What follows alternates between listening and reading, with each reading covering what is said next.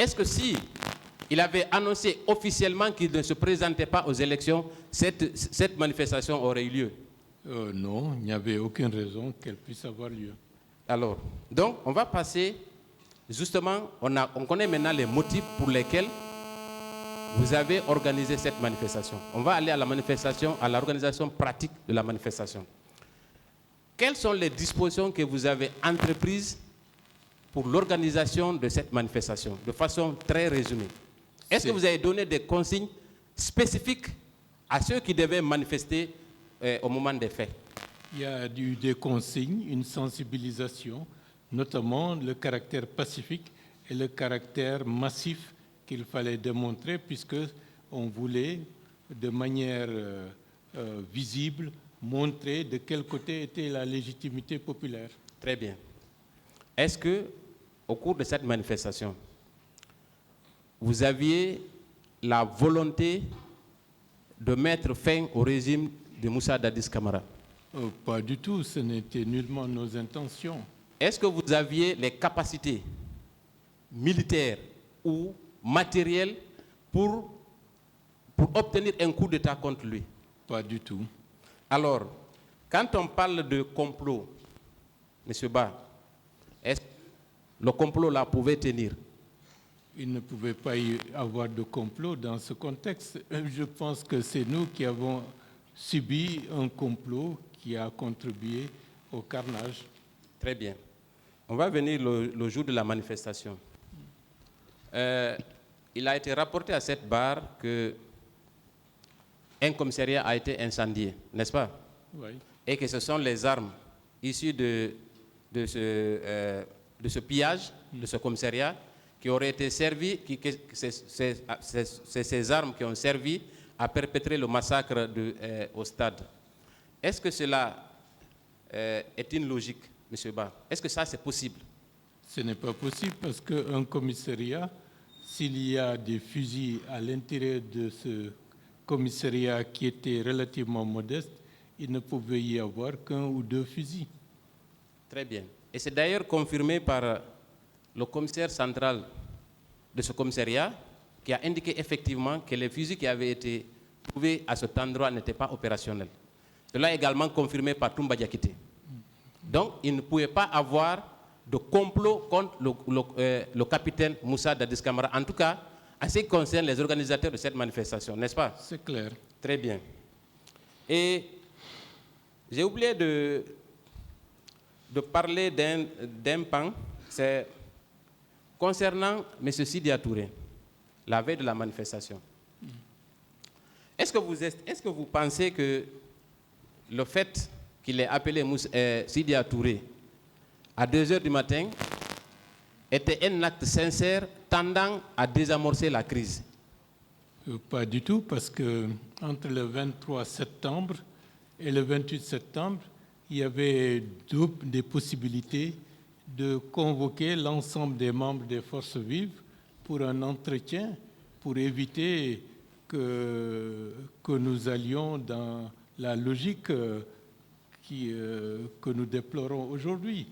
Mais M. Sidya Touré, en tant que tel, comme je vous l'ai indiqué, ne pouvait pas prendre un engagement qui pourrait amener à ce que la date soit reportée, parce que les forces vives étaient structurées de telle manière, les décisions majeures devraient faire l'objet d'une assemblée générale expresse pour que les décisions soient prises.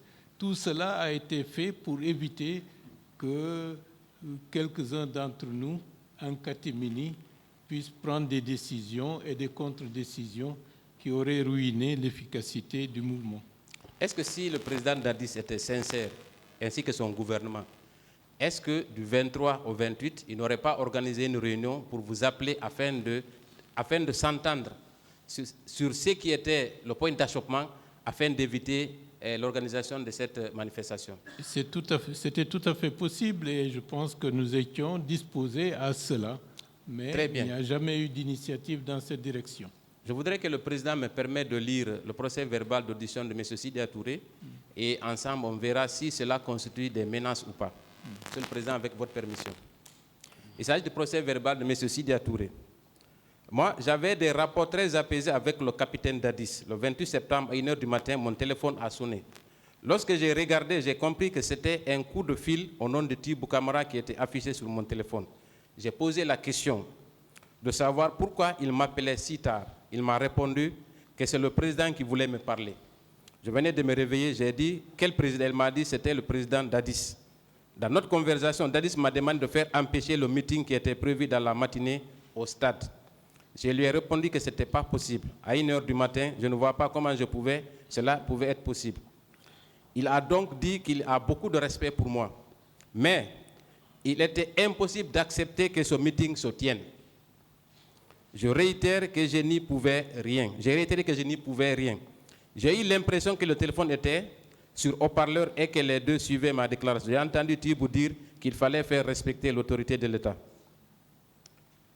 Monsieur Ba, avec une telle déclaration, est-ce que cela ne peut pas être analysé et compris comme étant des menaces? Les termes tels qu'ils sont utilisés attestent cela. Très bien. Donc, on peut aujourd'hui affirmer, confirmer qu'effectivement, M. Moussa Dadis Camara était opposé à cette manifestation au stade, oui ou non? Par ces termes, oui. Très bien.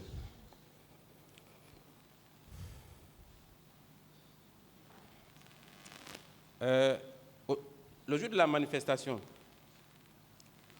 vous avez parlé du colonel Tchebourou. Et il me semble avoir entendu que au départ, les échanges étaient cordiaux, n'est-ce pas, avec lui? Bien sûr. N'est-ce pas? Et est-ce qu'il en est resté ainsi jusqu'à la fin? Bon, les échanges cordiaux étaient au moment où on était au niveau de l'entrée de l'université Gamal Abdel Nasser. Moi, je peux l'interpréter comme tel, quelqu'un d'autre peut l'interpréter autrement. Mais comme c'était dans une période surexcitée, il y avait, disons, des positions tranchées de part et d'autre. Il nous a été rapporté ici, à travers des procès-verbaux des parties civiles, qu'effectivement, le colonel Tchebourou s'en est pris personnellement à plusieurs parties civiles à travers ses agents. Est-ce que quand on vous dit ça à la barre, vous pouvez croire? Je vous écoute, oui, je n'ai pas compris. Ces agents ont participé au maintien d'ordre. Est-ce qu'on peut y croire? Au maintien d'ordre? Oui. D'abord, le colonel Tchebourou, quand il était avec vous dans ces entretiens, est-ce qu'il était accompagné d'agents? Il y avait peut-être quelques agents. Il y avait des agents du CMIS qui étaient à côté. Bon, comme je ne connais pas le nombre des hommes liés au colonel Tchebourou, peut-être que d'autres étaient dans d'autres théâtres des opérations. Vous avez déclaré ici que le colonel Tchebourou n'avait pas d'autorité sur les agents. Est-ce que vous parlez des militaires ou des gendarmes et policiers? Parce que la distinction, elle est importante. Vous parliez de quel type d'agent? Non, à ce niveau-là, je ne peux parler que la manière dont un agent a intimé l'ordre de nous faire sortir de la clinique. Voilà. Sinon, très bien, ils vont jeter des grenades et le colonel Tchebourou était en face de lui. Et je pense qu'un officier de son rang qui a pris l'initiative de nous amener à la clinique et un autre subordonné qui dit non, ce n'est pas possible, sinon je fais sauter la clinique, ça posait problème. Vous savez pourquoi j'ai posé cette question? Parce que ça représentait presque un trophée de l'autre côté. C'était presque un trophée. En réalité, il n'avait pas de contrôle peut-être sur les bérets rouges et les militaires. Ça, c'est peut-être plausible. Mais est-ce que sur l'esplanade du stade, vous avez vu un seul agent désobéir aux ordres de M. Tchebourou?